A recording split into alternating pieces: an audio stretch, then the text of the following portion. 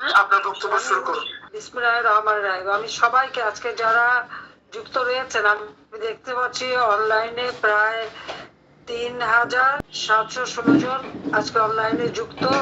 আর এই গ্রুপে আপনাদের সদস্য তা রয়েছে 9467 জন। আমি আপনাদের আপনাদের আপনাদের মাধ্যমে সকলকে আমি আন্তরিক ধন্যবাদ জানাই যুক্ত হওয়ার জন্য।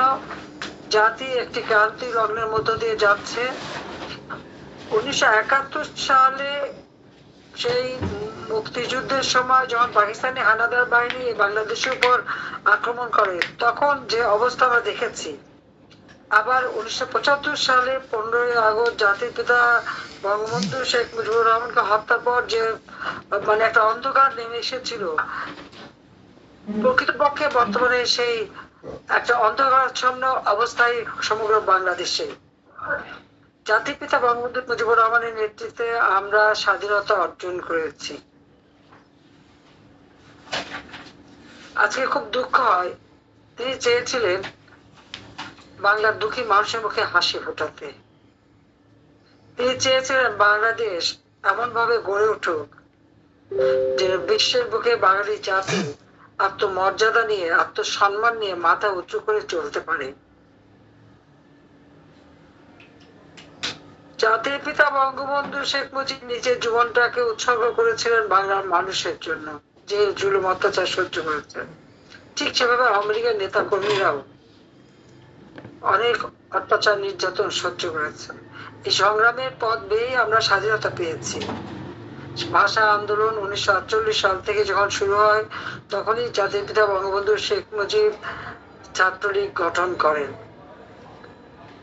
1949 সালে বাংলাদেশে একটি রাজনৈতিক দল বাংলাদেশ আওয়ামী লীগ প্রতিষ্ঠা লাভ করে। এই আওয়ামী লীগ প্রতিষ্ঠা লগ্ন থেকে এদেশের মানুষের অধিকার প্রতিষ্ঠার সংগ্রাম করে যাচ্ছে বঙ্গবন্ধু শেখ মুজিবের নেতৃত্বে, এবং সেই সংগ্রামের পথ বেয়েই মহান মুক্তিযুদ্ধে আমরা বিজয় অর্জন করি। স্বাধীনতার পর মাত্র 3 বছর 7 মাস সময় পেয়েছিলেন বঙ্গবন্ধু শেখ মুজিব। এই 3 বছর 7 মাসের মধ্যে একটা যুদ্ধ বিধ্বস্ত দেশকে তিনি গড়ে তোলেন। আর্থসামাজিক উন্নয়নের অগ্রযাত্রা শুরু হয়। বাংলাদেশের প্রবৃদ্ধি 9 ভাগে উন্নীত করেন, যা আজ পর্যন্ত কোন সরকার কখনো পারেনি। যখনই মানুষ এই যুদ্ধের ভয়াবহতা কাটিয়ে উঠে ধ্বংসস্তূপের মধ্য দিয়ে বেরিয়ে এসে একটু সুন্দর জীবনযাপন করতে শুরু করেন, তখনই কিন্তু নেমে আসে অমানিসার অন্ধকার। 1975 সালের 15ই আগস্ট, সেই দিন জাতির পিতা বঙ্গবন্ধু শেখ মুজিবকে নির্মমভাবে হত্যা করে। একই সাথে হত্যা করে আমার মা বেগম ফজিলাতুন্নেছা হাসান মুজিবকে। আমার 3 ছোট ভাই, মুক্তিযোদ্ধা ক্যাপ্টেন শেখ কামাল, মুক্তিযোদ্ধা লেফটেন্যান্ট শেখ জামাল, এবং আমার ছোট্ট ভাইটি মাত্র 10 বছরের শেখ রাসেলকে নির্মমভাবে হত্যা করে। কামাল জামালের নবপরিণীত বধূ সুলতানা এবং রোজি জামালকে হত্যা করে। আমার একমাত্র চাচা শেখ আবু নাসেরকে হত্যা করে। তিনিও মুক্তিযোদ্ধা ছিলেন এবং পঙ্গু ছিলেন। মুক্তিযোদ্ধা শেখ ফজলুল হক মনি এবং তার অন্তঃসত্ত্বা স্ত্রী আব্দুল আবসানিয়াবাদ, মুক্তিযোদ্ধা সংগঠক, এবং তার 10 বছরের ছেলে আরিফ, 13 বছরের মেয়ে বেবি, 4 বছরের নাতি সুকান্ত, তার ভ্রাতুষ পুত্র সাংবাদিক শহীদ সানিয়া,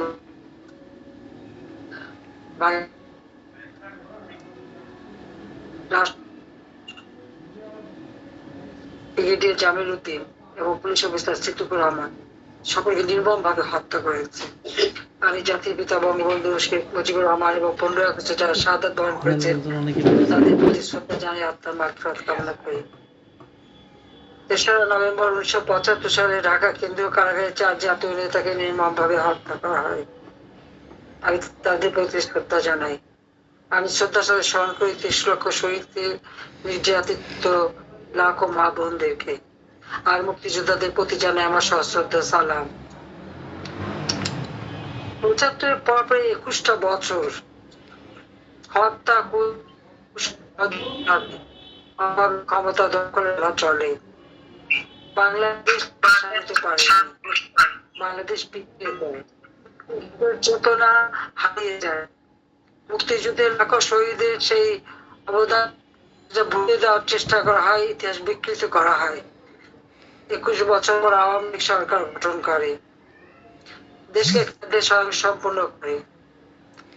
চিকিৎসা সেবা জনগণের দোরগোড়ায় পৌঁছে দেওয়ার জন্য কমিউনিটি ক্লিনিকের মাধ্যমে স্বাস্থ্য সেবা, খাদ্যের নিরাপত্তা, শিক্ষার ব্যবস্থা, বিনামূল্যে বই দেওয়া, সাক্ষরতার হার 45 ভাগ থেকে 65.5 ভাগে উন্নীত করা সহ ব্যাপক কর্মসূচি এবং রাস্তাঘাট, পুল, ব্রিজ, অবকাঠামোগত উন্নয়ন, পাশাপাশি ভূমিহীন গৃহহীন মানুষদেরকে বিনামূল্যে ঘর, ব্যারাক হাউস নির্মাণ করে তাদের জীবন জীবিকার ব্যবস্থা করে দিয়ে বাংলাদেশের মানুষের জীবনে একটা স্বস্তি শান্তি ফিরিয়ে আনি। বলতে গেলে 75 পরে বাংলাদেশের মানুষের জীবনে ছিল 1996 থেকে 2001 সাল পর্যন্ত একটা স্বর্ণযুগ। 2001-এর নির্বাচনে একটা চক্রান্তের মধ্য দিয়ে আমাদেরকে ক্ষমতা আসতে দেয়নি। বিএনপি জামাত জোট ক্ষমতা আসে, শুরু হয় দুর্নীতি, স্বজনপ্রীতি, জঙ্গিবাদ, সন্ত্রাস এবং লুটপাট।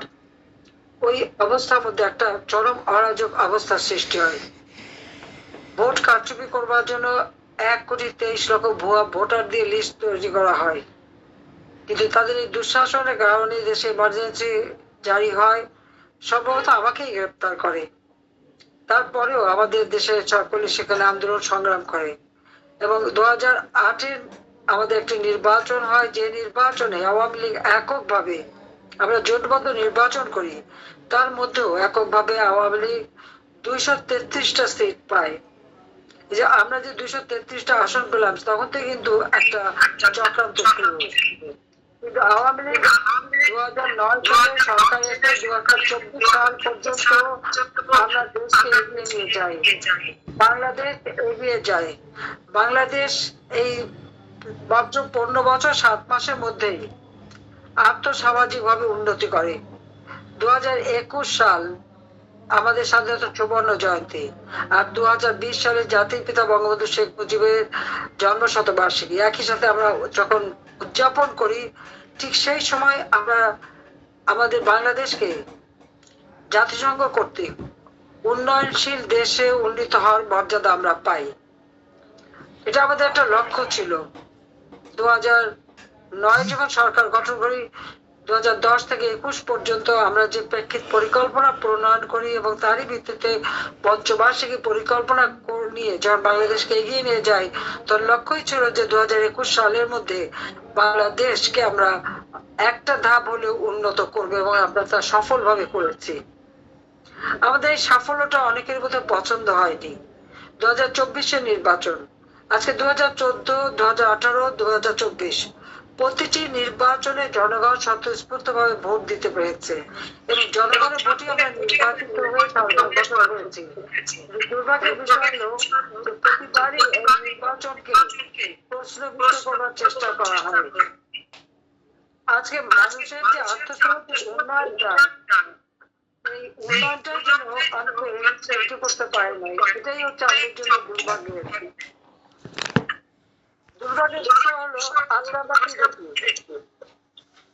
আমরা আমাদের দ্রব্যমূল্য মানুষের ক্রয় ক্ষমতার আওতার মধ্যে রাখতে পেরেছিলাম, ইকো হচ্ছে। লাবণীয়াপা আপনি মিউট করেন প্লিজ, লাবণীয়াপা আপনি মিউট করেন প্লিজ, ইকো হবে না। আমাদের আপনি বলেন। লক্ষ্য ছিল বাংলাদেশের মানুষের আর্থসামাজিক উন্নতি চেষ্টা সফলভাবে করি। যখন আমরা সরকার গঠন করি এবং বিএনপির আমলে আমরা দেখেছি 2006 সালে যেখানে দারিদ্রের হার 41 ভাগের উপরে ছিল, সেটাকে আমরা 18.7 ভাগে নামিয়ে আনি। হত দরিদ্র যেখানে 25.1 ভাগ ছিল, তা আমরা 5.6 ভাগে নামিয়ে আনতে সক্ষম হই। আমরা বিনামূল্যে মানুষকে ঘর দিতে শুরু করি, জীবন জীবিকার ব্যবস্থা করে দিই, ভিক্ষা বৃত্তি থেকে মানুষকে সরিয়ে এনে কর্মসংস্থার ব্যবস্থা করে দিই, গ্রামে গঞ্জে প্রত্যেক ঘরে ঘরে বিদ্যুৎ পৌঁছে দিই, রাস্তাঘাট, পুল, ব্রিজ, আধুনিক প্রযুক্তি সম্পন্ন একটা দেশ গড়ে তোলার জন্য আমরা পদক্ষেপ নিই। আমাদের প্রত্যেকটা ইউনিয়ন পর্যায় পর্যন্ত আমরা ব্রডব্যান্ড, ওয়াইফাই কানেকশন এবং বঙ্গবন্ধু স্যাটেলাইট উৎক্ষেপণ করে আমরা কম্পিউটার শিক্ষা, কম্পিউটার ট্রেনিং এবং ইনকিউবেশন সেন্টার করে দিই, হাইটেক পার্ক করে দিই এবং আমাদের ছেলেমেয়েরা যাতে নিজেরা নিজের পায়ে দাঁড়াতে পারে, আমাদের ইয়াং বাংলা এই কর্মসূচির থেকে আমরা তাদেরকে নিজের পায়ে দাঁড়ানো, স্টার্ট আপ প্রোগ্রাম করা, ট্রেনিং দেওয়া এবং সেই সাথে সাথে প্রযুক্তি জ্ঞান সম্পন্ন করা, প্রতি জেলায় জেলায় ইউনিভার্সিটি তৈরি করা, আমাদের মেডিকেল কলেজ এবং কারিগরি শিক্ষাকে সব থেকে গুরুত্ব দিয়ে আমরা এগিয়ে যাই। আমাদের সাক্ষরতার হার আমরা 78.8 উন্নীত করতে সক্ষম হই। কমিউনিটি ক্লিনিকের মাধ্যমে 30 প্রকার ওষুধ বিনামূল্যে দেয়। বয়স্ক ভাতা, বিধবা ভাতা, প্রতিবন্ধী ভাতা, নিগৃহীত নারী তাদের জন্য ভাতার ব্যবস্থা করে প্রত্যেকের জীবনটাকে অর্থবহ করার চেষ্টা করি। মুখোমুখি যাতে না হয় তার ব্যবস্থা নেই। আমাদের মুক্তিযোদ্ধাদের আমরা সম্মান জানাই, তাদের বিশেষ মর্যাদা দেই, তাদের জন্য দুস্থ মুক্তিযোদ্ধাদের ভাতা এবং তাদের জন্য ফ্ল্যাট নির্মাণ করি। আমাদের দেশে যারা মানে একেবারে নিম্ন শ্রেণীর, যারা হরিজন অথবা দলিত শ্রেণী বা সুইপার, তাদের জন্য ফ্ল্যাট নির্মাণ, বস্তিদের জন্য ঢাকা শহরে ফ্ল্যাট বাড়ি নির্মাণ করা, আমাদের দেশে যে ইজরা বেদে এবং অন্যান্য কুষ্ঠরোগী প্রত্যেকে বিনা পয়সা ঘর এবং জীবিকার ব্যবস্থা করে দিই। বাংলাদেশে এমন একটা এলাকা ছিল না যেখানে উন্নয়নের ছোঁয়া না পৌঁছায়, এবং খাদ্য যারা একবেলা খেতে পারতো না অন্তত তারা 3 বেলা খেতে পারে সেই ব্যবস্থাটা করে দিয়েছিলাম। জঙ্গি দমনের সব থেকে বেশি আমরা সাফল্য দেখিয়েছি, যেখানে বিএনপির আমলে 500 জায়গায় বোমা হামলা হয়েছিল, 21 আগস্ট গ্রেনেড হামলা করে আমাদের হত্যা চেষ্টা করা হয়। আমরা সেই জায়গা থেকে মানুষের জীবনের শান্তি নিরাপত্তা নিশ্চিত করি, জঙ্গিদের গ্রেপ্তার করা, সাজার ব্যবস্থা করি, সেই সাথে সাথে দেশে যাতে শান্তিপূর্ণ পরিবেশে উন্নতি হয় তার ব্যবস্থা নেই। আমাদের সশস্ত্র বাহিনী, সেনাবাহিনী, নৌবাহিনী, বিমান বাহিনী, পুলিশ বাহিনী এবং বিডিআর থেকে বিজিবি থেকে শুরু করে আনসার বাহিনী প্রত্যেকেরই উন্নয়নে ব্যাপকভাবে আমরা কাজ করি। আমাদের উন্নয়নের কর্মসূচি থেকে বাংলাদেশের কোনো অংশের মানুষও কিন্তু বাদ যায়নি। প্রত্যেকটা মানুষ লেখাপড়ার জন্য প্রতিটি ইউনিভার্সিটিতে সেশন জট মুক্ত করে দিয়ে সকলকে লেখাপড়ার দিকে মনোযোগী করি, এবং আমরা বহুমুখী বিশ্ববিদ্যালয় করে আমাদের শিক্ষাকে বহুমুখী করে দিই, যেন আধুনিক যুগের সাথে তাল মিলিয়ে আমাদের দেশের মানুষ চলতে পারে। জাতিসংঘ শান্তি রক্ষা মিশনে 1 নম্বর আমাদের সদস্য সংখ্যা, বিশ্বের শান্তি রক্ষায় বিরাট ভূমিকা আমরা পালন করি। সকলের সাথে বন্ধুত্ব, কারোর সাথে বৈরিতা নয়, সেইভাবে সেই নীতি নিয়েই আমাদের পথ চলা, এবং সেখানে আমরা সাফল্য করেছি। যে বাংলাদেশ ছিল বিশ্বের কাছে উন্নয়নের রোল মডেল, যে বাংলাদেশ ছিল যে একটা উন্নত দেশের অগ্রযাত্রা শুরু করার দেশ, যেখানে 2041 সালের মধ্যে আমরা স্মার্ট বাংলাদেশ গড়ে তুলবো, সেই লক্ষ্য নিয়ে কাজ করি। অত্যন্ত সাফল্যের সাথে আমরা জাতিসংঘ কর্তৃক ঘোষিত এমডিজি বাস্তবায়ন করি। এসডিজি বাস্তবায়নের ক্ষেত্রে আমাদের অগ্রযাত্রা শুরু হয়, যখন সারা বিশ্বব্যাপী বাংলাদেশের ভাবমূর্তি এত উজ্জ্বল যে প্রত্যেকেই মনে করে বাংলাদেশের উন্নয়নটা একটা বিস্ময়। ঠিক সেই সময় যেন আরেকটা অন্ধকার যুগ নেমে এলো, 2024 সাল, কোটা আন্দোলন।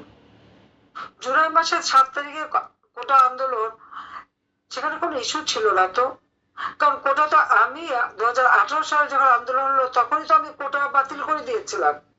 হাইকোর্ট একটা রায় হয়েছে, সরকারের পক্ষ থেকে আমরা আবেদন করেছি, সেটা স্থগিত হয়ে গেছে, তারপর আবার আন্দোলন কেন? আলোচনা, ছাত্রদের সকল দাবি মেনে নেওয়া, সবই তো ব্যবস্থা করেছি, কিন্তু তারপরেও তাদেরকে 1 দফা দাবি, এবং সাথে সাথে অগ্নিসন্ত্রাস আর খুন খারাপি শুরু হয়ে গেল। আজকে যে হত্যাকাণ্ডগুলি ঘটেছে তার জন্য, এবং যে সমস্ত অপরাধগুলি সেই জুলাই মাসের 15 তারিখ থেকে করা হয়েছে, আপনারা দেখেছেন দায় মুক্তি দেওয়া হয়েছে। কেন দায় মুক্তি দেওয়া হলো? দায় মুক্তি কাদের দেয়? অপরাধীদের। এই দায় মুক্তি দিয়ে কিন্তু এই ইউনূস সরকার এটাই স্বীকার করে নিয়েছে যে এরা অপরাধ করেছে, অপরাধী। অপরাধীদের কি হওয়া উচিত? অপরাধীদের কি শাস্তি হওয়া উচিত না? যারা মানুষকে হত্যা করেছে পুলিশ হত্যা করেছে, আওয়ামী লীগ নেতাকর্মী হত্যা করেছে, সাংবাদিক হত্যা করেছে, সাংস্কৃতিক কর্মী হত্যা করেছে, সংখ্যালঘুদের উপর অত্যাচার করেছে, সেখানে হিন্দু বৌদ্ধ খ্রিস্টানকেও বাদ যায়নি, এমনকি মসজিদ, দরগা শরীফ, যারা পীর ওলামা মাসায়েক, প্রত্যেকের উপরেই তো হামলা করেছে, কেউ তো বাদ যায়নি। এত কাণ্ড ঘটানোর পরেও অপরাধীকে আওয়ামী লীগ কেন, আমার প্রশ্ন। আজকে আমাদের ফ্যাসিবাদ বলা হয়, গণহত্যা করেছে, যেখানে আমার আওয়ামী লীগের প্রায় 400 মতো নেতাকর্মীকে হত্যা করা হয়েছে, যেখানে 6 জন সাংবাদিক হত্যা করা হয়েছে, যেখানে সংখ্যালঘুদের হত্যা করা হয়েছে, মসজিদ এবং মন্দির, দরগা শরীফ, সেগুলো আক্রমণ করা, গির্জা আক্রমণ করা, প্যাগোডা আক্রমণ করা, সেখানে পুড়িয়ে দেওয়া, কারা ফ্যাসিবাদ, কারা স্বৈরাচার, সেটা আমার প্রশ্ন। আজকে সাংবাদিক 1000-এর উপর সাংবাদিক তাদের চাকরি হারিয়েছে, সাংবাদিকদের বের করে দেওয়া হয়েছে, প্রত্যেকটা মিডিয়া আজকে কন্ট্রোলে, কেউ কারো কথা বলার স্বাধীনতা নাই, এমনকি বিভিন্ন বেসরকারি টেলিভিশন তার মালিকানাই বদলে গেছে, প্রত্যেকটা ব্যাংক দখল করা, চরম ভাবে লুটপাট। আর আওয়ামী লীগের নেতা কর্মী, আওয়ামী লীগ এবং ছাত্রলীগকে ব্যান করা হয় আর আওয়ামী লীগের শত্রু হিসেবে চিহ্নিত করা হয়। আওয়ামী লীগের অপরাধটা কি? আওয়ামী লীগের দেশের স্বাধীনতা এনেছে, মুক্তিযুদ্ধের চেতনায় দেশ গড়েছে, মানুষের জীবনে শান্তি এনে দিয়েছিল, স্বস্তি এনে দিয়েছিল। যখন কোভিড-19 অতিমারি প্রত্যেকটা মানুষকে আমরা সাহায্য করেছি। বিশ্বব্যাপী এই যে যুদ্ধ, যার জন্য অর্থনৈতিক মন্দা এবং সেই সাথে সাথে আমরা দেখেছি মূল্যস্ফীতি, মানুষের ক্রয় ক্ষমতার আওতার মধ্যে যাতে থাকে তার জন্য আমরা 1 কোটি পরিবারের জন্য টিসিবি কর্তৃক পারিবারিক কার্ড করে দিয়েছি, মাত্র 30 টাকা কেজিতে চাল কিনতে পারবে এবং ডাল তেল যাতে নিতে পারে সেই ব্যবস্থা আমরা করে দিয়েছিলাম। আজকে কেন বয়স্ক ভাতা, বিধবা ভাতা সহ আমাদের সামাজিক নিরাপত্তার যে 116টা কর্মসূচি বাতিল করা হলো, এই বঞ্চিত করা হলো বয়স্ক মানুষ, দরিদ্র মানুষদেরকে। আজকে আমরা হত দরিদ্র যারা, বিশেষ করে যারা কর্মক্ষমতা নেই, তাদেরকে তো বিনা পয়সায় চাল দিতাম, কেন দেওয়া হচ্ছে না তাদের? আশ্রয় প্রকল্পের ঘরগুলি ভেঙে জমিগুলি দখল, মানুষকে বের করে আবার তাদের পথে ভিখারি করতে কেন করে দেওয়া হলো? আওয়ামী লীগের নেতা কর্মীদের উপর চরম অত্যাচার, ঘর বাড়ি, ব্যবসা প্রতিষ্ঠান, দোকানপাট, কারো হোটেল, কারো ইন্ডাস্ট্রি সব ভেঙে চুরমার, লুটপাট করা হয়েছে। আজকে আমাদের কর্মীরা নিঃস্ব, কারা করেছে? আমরা তো সরকারি ছিলাম, প্রতিটি টেলিভিশন আমারই দেওয়া, বাংলাদেশে একটা মাত্র টেলিভিশন ছিল, আমি বেসরকারি খাতে তা উন্মুক্ত করে দিই, সেখানে টক শো হতো, সবাই তো আমাদের সমালোচনা করতো, দিন রাত আমাদের মধ্যে কথা বলছে। আবার এক সেট তৈরি হয়েছিল বিদেশে, সেখানে বসে সারাদিন যত সত্য মিথ্যা দিয়ে বানোয়াট কথা বলে বেড়াতো, অপপ্রচার চালাতো। আমরা তো তাদের কোনো ব্যবস্থা নেই তাদের বিরুদ্ধে, যা কিছু হয়েছে আইনসম্মত ভাবে, লাঠি দিয়ে পিটিয়ে পিটিয়ে মানুষ হত্যা করা, এমনকি একটা প্রেগনেন্ট পুলিশ মানে সেপাই, সে মেয়েটা মাপ চাচ্ছে, হাত পা দিয়ে বলছে যে ভাই আমার পেটে বাচ্চা, আমাকে মারবেন না, তাদেরকে পিটিয়ে মারা। কসাইখানায় পশু জবাই দিয়ে যেমন পা বেঁধে ঝুলিয়ে রাখে, সেইভাবে পুলিশদের মেরে ঝুলিয়ে রাখা, আওয়ামী লীগ নেতা কর্মীকে মেরে ঝুলিয়ে রাখা এবং তাকে অপমান করা। 15ই আগস্ট 32 নম্বরে গেল বলে সেই এমন ভাবে মারা, আমাদের মমিন পাটরি তো মারাই গেল, আরো কয়েকজনকে তাদের কাপড় চোপড় খুলে উলঙ্গ করে তাদেরকে যেভাবে নির্যাতন করে মারা হয়েছে। যারা এই ঘটনাগুলি ঘটেছে তারা কি মানুষ? তাদের মধ্যে কি এতটুকু মনুষ্যত্ব বোধ আছে? চরম ভাবে তারা মানবাধিকার লঙ্ঘন করে গেছে। তারপরে তারা দায় মুক্তি পায়। এই দায় মুক্তি দেওয়াটা কেন? আজকে আমার প্রশ্ন, 32 নম্বরের বাড়িটা কি অপরাধ করেছে? 71 সালে পাকিস্তান হানাদার বাহিনী ওই বাড়ি 2 বার হামলা দিয়েছে, ওই বাড়ি লুটপাট করেছে, আগুন দিয়ে কিন্তু পোড়ায় নাই। 75 ওই বাড়িতেই জাতির পিতা বঙ্গবন্ধু শেখ মুজিবকে হত্যা করেছে আমার পরিবারের সদস্য সহ। তারা লুটপাট করেছে কিন্তু বাড়িটা আগুন দেয়নি। 1971 সালে 25শে মার্চ যখন পাকিস্তান হানাদার বাহিনী বাঙালি জাতির উপরে, নিরস্ত্র বাঙালি জাতির উপরে আক্রমণ করে, এই তার পরপরই জাতির পিতা বঙ্গবন্ধু শেখ মুজিবুর রহমান স্বাধীনতার ঘোষণা দেন।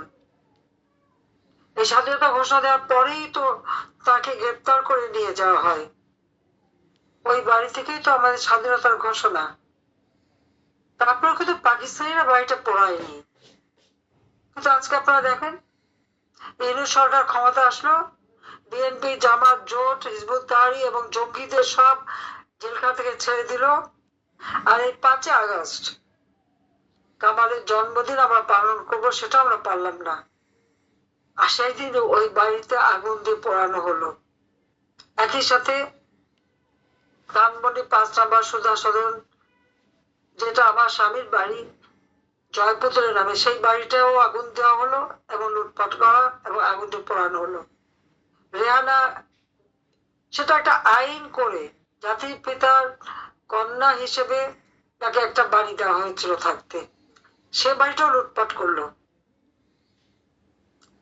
সংসদ ভবন, যেখানে আমরা আওয়ামী লীগ ক্ষমতা আসার পর থেকে 2009 সাল থেকে ধারাবাহিক ভাবে আমরা গণতন্ত্র প্রতিষ্ঠা করেছি, গণতান্ত্রিক চর্চা হয়েছে এবং গণতান্ত্রিক ধারা আমরা অব্যাহত রেখে বাংলাদেশের আর্থসামাজিক উন্নতি করেছি। সেই সংসদ ভবনে আক্রমণ এবং বেয়াদবের মতো সেই সংসদ ভবনের চেম্বারে ঢোকা, স্পিকার চেম্বার ভাঙা, চেয়ারে বসে পা তুলে সিগারেট খাওয়ার থেকে শুরু করে কিভাবে অবমাননা করা হয়েছে। যে কোনো একটা রাষ্ট্র পরিচালনায় তার 3টে অঙ্গ থাকে, যেটাকে বলে লেজিসলেটিভ, জুডিশিয়ারি এবং এক্সিকিউটিভ। আপনারা আজকে তাকিয়ে দেখেন, সংসদ ভবনেই তারা প্রথম আঘাত করলো। প্রত্যেকটা এমপি হোস্টেল তারা তালা ভেঙে চুরি করলো, লুটপাট করলো, তারপর সমস্ত লুটপাট করে নিয়ে গেল। গণভবন, সেটাকে আক্রমণ করলো।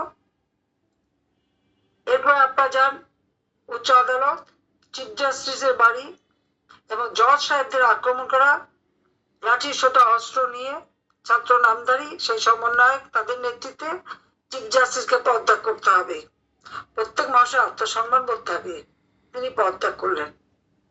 অর্থাৎ সংসদ ভবন, আইনসভার আক্রমণ, এরপরে জুডিশিয়ারিতে আক্রমণ, তারপরে আজকে আপনাদের সরকারি কর্মকর্তা কর্মচারী 3 জন সাবেক প্রিন্সিপাল সেক্রেটারিকে গ্রেপ্তার করে রাখা হয়েছে, মিথ্যা মামলা দেওয়া। 25 জন সচিব অথবা এডিশনাল সেক্রেটারি, এদের বিরুদ্ধে মামলা এবং তার উপর ওএসডি করা, চাকরিচ্যুত করা। আইন শৃঙ্খলা কিভাবে থাকবে? প্রায় 3000 উপর পুলিশ হত্যা এবং তাদের গুম করে ফেলা হয়েছে। 450 থানা আগুন দিয়ে পোড়ানো হয়েছে, অস্ত্র লুটপাট করা হয়েছে। আনসার তারা দাবি নিয়ে এসেছিল, অনেকের তো প্রায় 40 জনের মতো তাদের খবরই নেই, তারা বেঁচে আছে মারা গেছে কাউকে বলতে পারে না, তাদের উপর হামলা। আমি একটা প্রশ্ন করি, জুলাই মাসের 7 তারিখ থেকে ছাত্ররা আন্দোলন করছে, তারা তো মাসব্যাপী আন্দোলন করছিল। যখন তারা রাস্তায় বসেছে, পুলিশ তো তাদের হামলা করেনি, সাউন্ড গ্রেনেড মারেনি, তাদের উপর কোনো আক্রমণও করেনি, বরং তারা মিছিল করেছে, পুলিশ সরে গেছে। বঙ্গভবনে যেতে চেয়েছে, পুলিশ সাহায্য করেছে। তারপরে ছাত্র হত্যা অভিযোগ আনা হলো। আবু সাইদের কথাই চিন্তা করেন, বলা হলো শহীদ হয়েছে। আবু সাইদ কি পুলিশের গুলিতে মারা গিয়েছিল? একটা ভিডিও দেখা হয়েছিল, প্রযুক্তির যুগ, তাছাড়া আর্টিফিশিয়াল ইন্টেলিজেন্সের মাধ্যমে অনেক কিছু তৈরি করা যায়। সেখানে দেখা গেলো সে বুক পেতে দিল আর তাকে গুলি করা হলো। অতগুলি গুলি করার পরে তার কই শরীর থেকে তো একবারও রক্ত ঝরেনি। তাকে সেখানে টেনে নিয়ে যাওয়া হলো। কোথায় নিয়ে যাওয়া হয়েছিল? তাকে কি হাসপাতালে নেওয়া হয়েছিল? কেউ যদি গুলিবিদ্ধ হয় তাকে সাথে সাথে হাসপাতালে নিতে হয়, চিকিৎসা করতে হয়, বুলেট বের করে সে যাতে বাঁচে সেই চেষ্টা করা হয়। ওই তাকে তো হাসপাতালে নেয়নি। 2টা 2:30 3টার দিকে গুলি লাগলো, রাত 8টার দিকে তাকে হাসপাতালে নিয়ে যাওয়া হলো এবং হাসপাতালে মুমূর্ষ অবস্থায় সে মৃত্যুবরণ করলো। পোস্টমর্টমেও আসলো যে না, তার গুলিতে না, মাথার পেছনে আঘাত লাগা। আরেকটা ভিডিও বেরিয়েছিল আপনারা দেখেছেন, ওরা যখন পুলিশকে আক্রমণ করছে, এই আবু সাইদ হাতে লাঠি নিয়ে পুলিশকে ধাওয়া দিচ্ছে আর পিছন থেকে সবাই ঢিল মারছে। ওই ঢিল তার মাথার পিছনে লাগলো আর সে সাথে সাথে হাত দিল। তার কাজে এই যে একটা বলতে গেলে আন্দোলনটাকে সামনে তোলার জন্য লাশ ফেলো, এটাই ছিল তাদের নীতি। এবং সেটা করতে যে একটা জীবন্ত মানুষকে নিয়ে মেরে তারপর তাকে নিয়ে আবার ছবি তুলে সারা দেশের মানুষকে বিভ্রান্ত করা হলো। আবার এখানে একটা প্রশ্ন, এবং যেটা আমি চাই যেটা হোক, যখন মাত্র 6 জন মারা গেছে সঙ্গে সঙ্গে আমি জুডিশিয়াল এনকোয়ারি কমিটি করে দিলাম যাতে করে তদন্ত হয়। কারণ দাবি করতে হয়নি, কারণ আমি চাইনি এভাবে লাশ পড়ুক, সেজন্য আমি করেছিলাম। কিন্তু ফলাফলটা কি হলো? যেই আমাদের সুদখোর স্বনামধন্য আন্তর্জাতিক খ্যাতি সম্পন্ন সুদখোর যখন ক্ষমতা দখল করলো, জুডিশিয়াল কমিটি সেই তদন্ত বন্ধ করে দিল। কেন বন্ধ করলো? সেটাকে আমার বড় প্রশ্ন, যে কেন এভাবে বন্ধ করা হলো। আপনারা এই কথাটা জাতির কাছে তুলে ধরতে পারেন। মুগ্ধ মারা গেছে, সেখানে পুলিশের সাথে তো কোনো সংঘাত ছিল না, সে ছিল তাদের মিছিলের ভিতরে, একটা মাত্র গুলি তাকে, সে মারা গেল। পুলিশ দূর থেকে যদি গুলি করতো তাহলে ওরকম একটা বুলেট একজনের গায়ে লাগার তো কথা না, আরো তো ইনজুরি হওয়ার কথা ছিল, তা তো হয়নি। যখন এই ছাত্র আন্দোলন করলো দীর্ঘদিন, আমরা তো কিছুই বলিনি, পুলিশ তো কিছুই বলেনি। কিন্তু আজকে ফ্যাসিবাদে আমাদেরকে বলা হয়, কিন্তু আজকে যখন আপনারা দেখেন মাদ্রাসার শিক্ষকরা আন্দোলন করতে গেল, তাদের উপরে পুলিশ হামলা, সাউন্ড গ্রেনেড, তাদেরকে আক্রমণ করা হলো। ছাত্ররা যখন বয়স বাড়ানো নিয়ে আন্দোলন করলো, তাদের উপরে হামলা করা হলো, সেখানে ছাত্র মারা গেল। গার্মেন্টস শ্রমিকরা তাদের মজুরি বৃদ্ধির জন্য রাস্তায় দাঁড়াতে পারলো না, সাথে সাথে তাদের উপরে হামলা করলো পুলিশ এবং এই ইউনুস গভর্নমেন্ট, এবং সাথে সাথে সেখানে 2 জন শ্রমিক মারা গেল। এখন পর্যন্ত যে কেউ রাস্তা নামে। এমনকি আপনারা দেখেছেন যে এই যে আপনার সেই কৃষ্ণের মানে নেতৃত্বে যখন আমাদের সংখ্যালঘু সম্প্রদায় তারা যখন মিছিল করলো, তাদের উপর আক্রমণ এবং তাকে গ্রেপ্তার করা হলো, তার জন্য কোনো আইনজীবী দাঁড়াতে পারবে না। আইনজীবীর উপর হামলা এবং পিটিয়ে হত্যা করা হলো এবং আরেকজনের মাথায় আঘাত করে কোপানো হলো। তাহলে ফ্যাসিবাদী কে? আইনের শাসন নাই, মানুষের জীবন নিরাপত্তা নাই, কেউ তাদের দাবি নিয়ে রাস্তা নামাতে পারবে না, সঙ্গে সঙ্গে তাদের উপর আক্রমণ। কই, আমি তো ছাত্রদের উপরে কোনো আক্রমণ করতে দেইনি পুলিশকে। দীর্ঘদিন তারা যে রাস্তায় বসেছিল, পুলিশ তো তাদের কিছু বলেনি। যখন তারা পুলিশকে আক্রমণ করলো, অগ্নিসংযোগ শুরু করলো, যখন মানুষ হত্যা শুরু করলো, তখনই তো সংঘাত। তারা পুলিশ মেরে তাদের পা বেঁধে ঝুলাচ্ছে আর পুলিশ বসে বসে দেখবে। আমার গণভবনে ডিউটি করতো সেই একজন কনস্টেবল, যে পাইলট ছিল, মোটরসাইকেল নিয়ে সবসময় মোটরকেটের আগে যেত, ওই যাত্রা বাড়িতে তাকে নির্মমভাবে হত্যা করা হলো। তার ডিউটিতে আসার কথা, আসতে পারছে না, যখন খোঁজ নেওয়া হলো দেখা গেল তাকে ওখানে ধরা হয়েছে। রাস্তায় যে নামতে পায় না আক্রমণ, তাহলে ফ্যাসিস্ট কারা, খুনি কারা?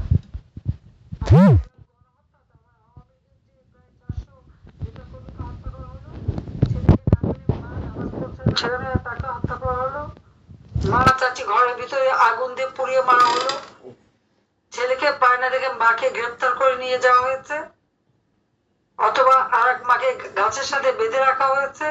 ফ্যাসিস্ট কে, খুনি কে, গণহত্যাকারী কে? আওয়ামী লীগের আমলে, আমার আমলে তো এরকম ঘটনা ঘটেনি। হ্যাঁ, আমি জঙ্গি দমন করেছি, জঙ্গিদের ধরেছি, সন্ত্রাসীদের ধরেছি, যারা মানুষ হত্যা করেছে তাদের ধরেছি, আমি যুদ্ধ অপরাধীদের বিচার করেছি, যারা গণহত্যা করে ৭১ তাদের বিচার করেছি, যারা ভিকটিম, যারা তখন বিচার পায়নি তাদের ন্যায় বিচার আমরা দিয়েছি। বঙ্গবন্ধু শেখ মুজিবের হত্যাকারী যাদেরকে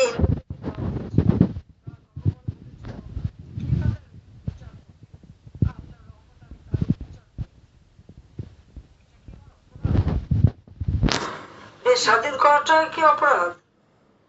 আজকে আমাদের সংবিধান বদলে দেবে, সংস্কার করবে, ইতিহাস বদলে দেবে, বঙ্গবন্ধুর নাম মুছে ফেলবে এবং বঙ্গবন্ধু নামে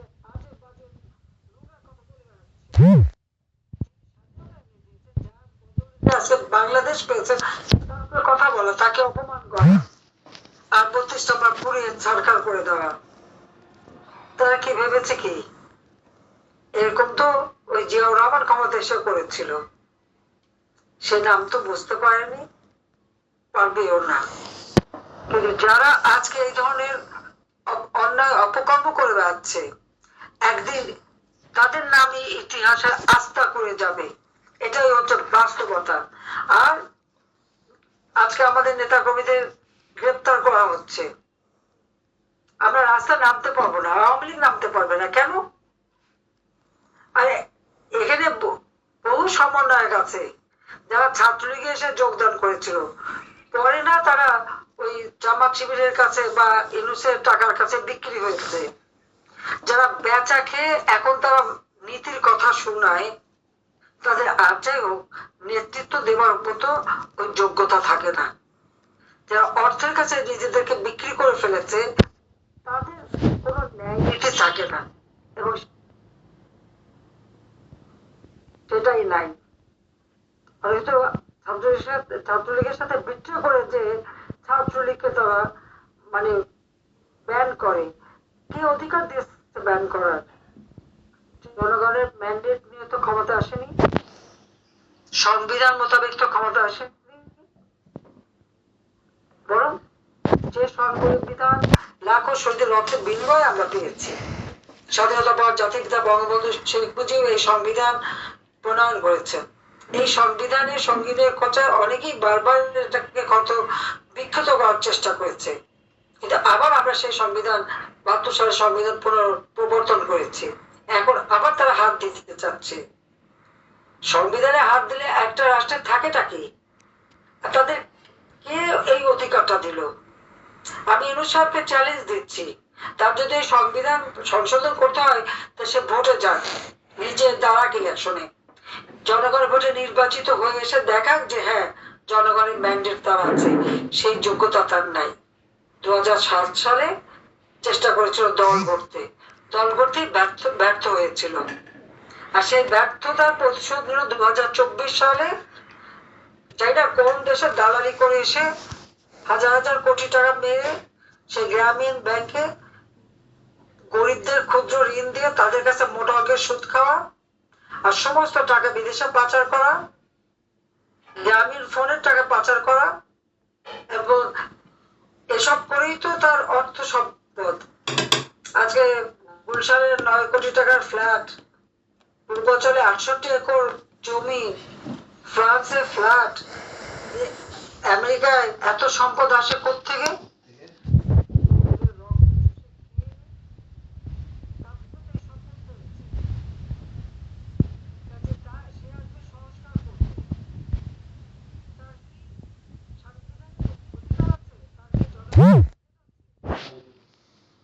ক্ষমতা আসার পরে আজকে কি শুরু করেছে তারা?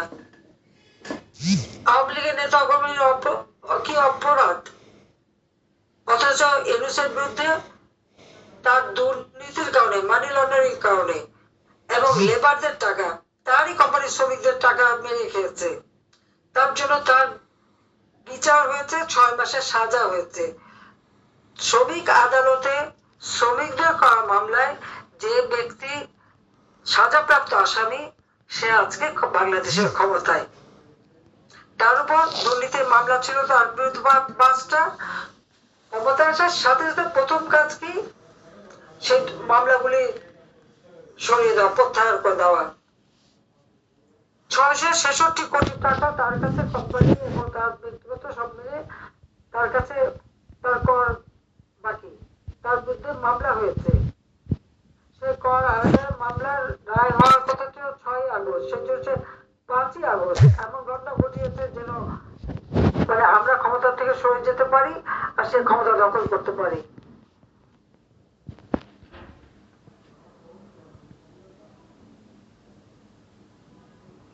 হ্যাঁ, এটা ঠিক। আমি গণভবন ছেড়ে চলে এসেছিলাম। আমি চাইনি যে আরো লাশ পড়ুক, আমি চাইনি এদেশে গৃহযুদ্ধ বাঁধুক, আমি চাইনি এদেশের মানুষের রক্ত ছড়ুক। ভেবেছিলাম যে আমি চলে গেলে যদি শান্তি আসে আসুক। আসলে তাদের উদ্দেশ্যটা কি ছিল? 15 আগস্ট আমরা 2টা বোন বিদেশে ছিলাম, মারতে পারিনি। আমাদের 2 বোনকে আবার হত্যা করবে, এটাই ছিল তাদের প্ল্যান। আর সেটা বেশি দূর যেতে হবে না, সে 15 আগস্টের এক খুনি, সে তার ইন্টারভিউতেই বলে দিয়েছে। এবং এই ইউনূস এসে ক্ষমতায় সে কি করেছে, এই সমস্ত খুনি, জঙ্গি, সন্ত্রাসী তাদের নিয়েই এর চলা। সেকে মুক্তি দিয়েছে, জেলখানা খালি। এমনকি জেল ভেঙেও তো জঙ্গিদের বের করে নিয়ে এসেছে। তো আজকের বাংলাদেশ কি বাংলাদেশ? জঙ্গিদের বাংলাদেশ, সন্ত্রাসীদের বাংলাদেশ। আর আওয়ামী লীগ আমলে বাংলাদেশ কি ছিল? উন্নয়নের রোল মডেল, উন্নয়নের বিস্ময়। তাহলে ফ্যাসিবাদ কে? গণহত্যাকারী কে? বাংলাদেশের শত্রু কে? আজকে যে সমস্ত ছেলেরা কথায় কথায় আওয়ামী লীগের শাস্তি চায়, শেখ হাসিনার শাস্তি চায়, তাদের আমি এই কথাটাই বলতে চাই, তাদের জন্ম কবে? তারা কি 71 সাল দেখেছে? দেখেনি, তাদের সে অভিজ্ঞতা নাই। আওয়ামী লীগের 15 বছর 7 মাস ক্ষমতায় তারা খুব শান্তিতে লেখাপড়া করার সুযোগ পেয়েছে, শান্তিতে থাকার সুযোগ পেয়েছে। ডিজিটাল বাংলাদেশ করেছিলাম বলে কম্পিউটার শিক্ষা পেয়েছে, সোশ্যাল মিডিয়া ব্যবহার করা শিখেছে। আওয়ামী লীগ ক্ষমতা আসার আগে, শেখ হাসিনা ক্ষমতায় আসার আগে কিন্তু বাংলাদেশে এগুলি ছিল না। এটাও বোধহয় তারা জানে না। কারণ 20 বছর 25 বছর ছেলেদের তো মনে রাখাও কথা না। তাদেরকে বলবো এখন তো ইউটিউব রিসার্চ যুগ, গুগল সার্চ করো, দেখুক 96 সালের আগে বাংলাদেশ কেমন ছিল, কি দুরবস্থা ছিল। কিছুটা 5 বছর উন্নত করেছিলাম, এরপর আবার 2008 সালের আগে 9 সালে আমরা সরকার গঠন করি, তার আগে বাংলাদেশে কি অবস্থা ছিল। আজকে যে বাংলাদেশ দেখে, এই বাংলাদেশ ছিল না। সেজন্য এত বড় বড় কথা বলার সুযোগ পাই।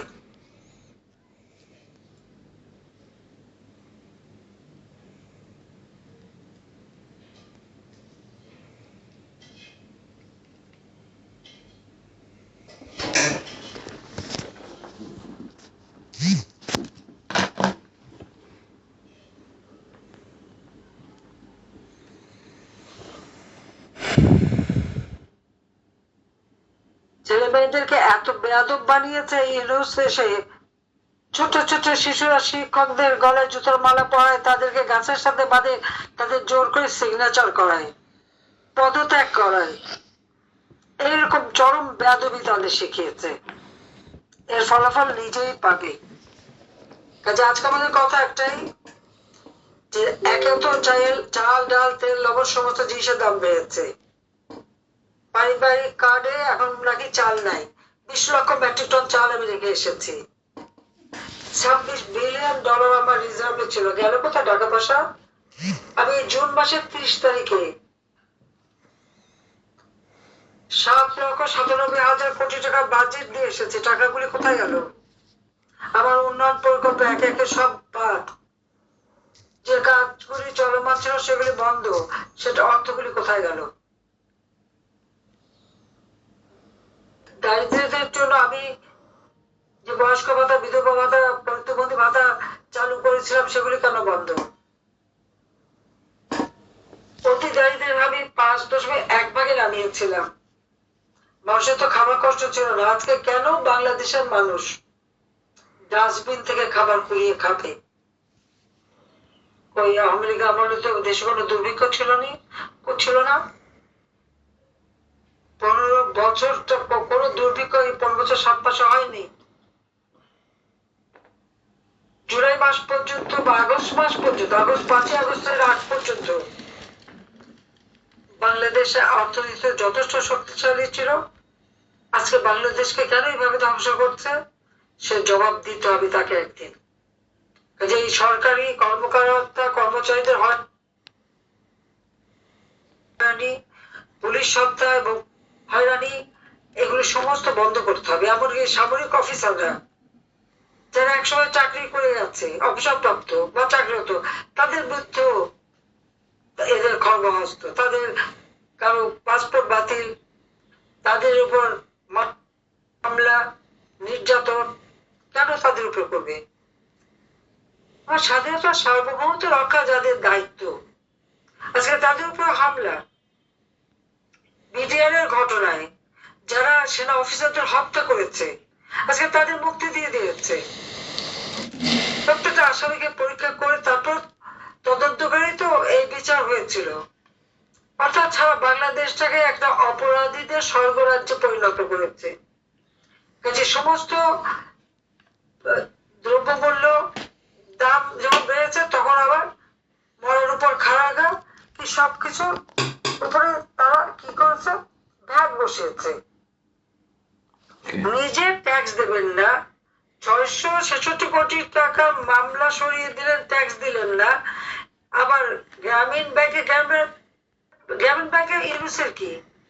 গ্রামীণ ব্যাংক তো সরকারি ব্যাংক ছিল। এই গ্রামীণ ব্যাংকে আমি প্রধানমন্ত্রী থাকতে 98 সালে 400 কোটি টাকা দিয়েছিলাম, গেল কোথায় সে টাকা? আজকে সেখানে গ্রামীণ ব্যাংকের শেয়ার সে বাতিল করে দিয়ে, যেটা জনগণের সম্পদ ছিল সেটা সে কুক্ষিগত করার চেষ্টা করছে।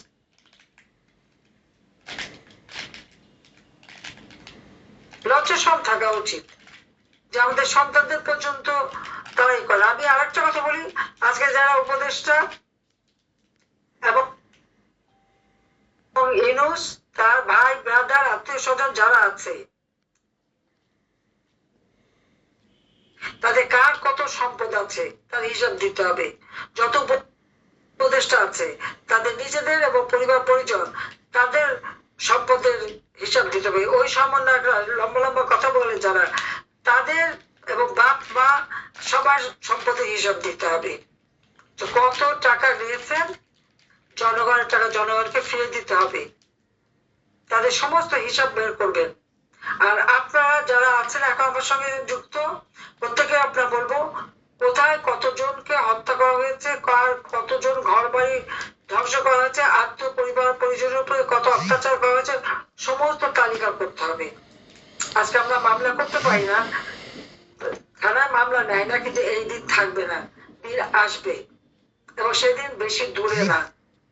তাদের পাপের ভার পূর্ণ হয়ে গেছে, ওই ইউনুসের পাপের ভার পূর্ণ হয়েছে, তার সাথে তার যা দোসররা আছে আর চেলাচামুন্ডারা আছে, সবগুলির বিচার বাংলার মাটিতে একদিন হবেই হবে ইনশাল্লাহ। এটা আমি বলে দিচ্ছি।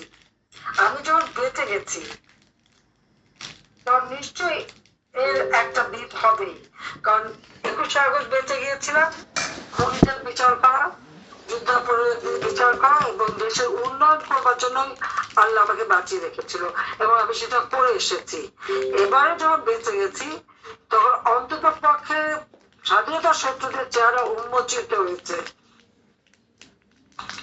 খুনিদের চেহারা উন্মোচিত হয়েছে, তাদেরও বিচার হবে, বাংলাদেশের মানুষের আবার শান্তি শৃঙ্খলা ফিরে আসবে।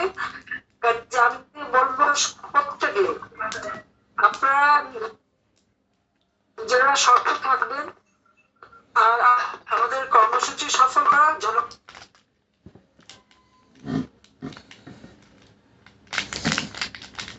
পাশে দাঁড়ান, কৃষকের পাশে দাঁড়ান। আজকে সার নেই, যেখানে আমরা এই বড় সিজনে প্রতিদিনে বলতে গেলে 1.5 লক্ষ মেট্রিক টন আমার সার প্রয়োজন হতো। 40 লক্ষ মেট্রিক টন সার আমার লাগে। সারা বছর 60 লক্ষ মেট্রিক টন সারের প্রয়োজন হয়। সেই সার কেনে নেয় মাত্র 8,000 মেট্রিক টন সার গোলায় আছে, যেটা আমি কোর্স দিয়েছি। 1,000 টাকার সার এখন 3,000 3,500 টাকা, তাও পাওয়া না। বড় ফসলের রপ্তানি এগুলি করা হয়নি। আমি বাজেটে সব টাকা রেখে এসেছিলাম, সুনামূলে বই দিই, সেই বই দিতে ব্যর্থ হয়েছে, বই দিতে পারেনি। উপরন্তু বই ছাপানোর জন্য আরো 700 টাকা বেশি দিতে হয়েছে। তারপর বই আসলো না কেন, সে জবাবও দিতে হবে। ছেলে মেয়েদের পড়াশোনা নষ্ট, শান্তি নষ্ট, নিরাপত্তা নষ্ট। এটা কোনদিন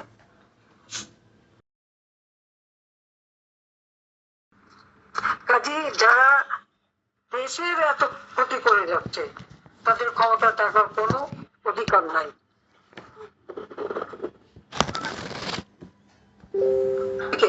যার যার এলাকায় শক্ত হয়ে থাকবেন। আর যে সমস্ত পুলিশ অফিসার বা ডিবি এবং যারা